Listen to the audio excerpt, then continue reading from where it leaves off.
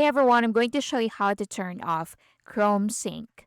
If you no longer want your bookmarks, passwords, history, and other browsing data to sync across devices, you can turn off Sync in Google Chrome.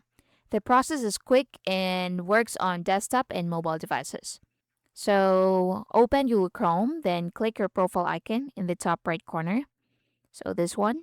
Then from here, select sync is on. Then from here, you can click turn off or you can click remove account and click turn off from here. So if you click turn off, this will sign you out of your Google account.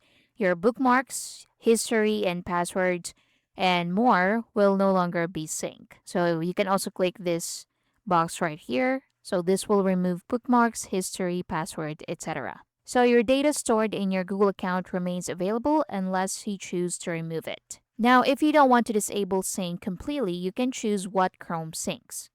And you can disable the specific items you don't want to sync, such as history, bookmarks, reading lists, open tabs, etc. So you can toggle it off just like so. And that's basically it. So turning off Chrome Sync only affects syncing on the current device. If you want to stop syncing everywhere, you'll need to turn it off on each device where you're signed in. Thank you for watching.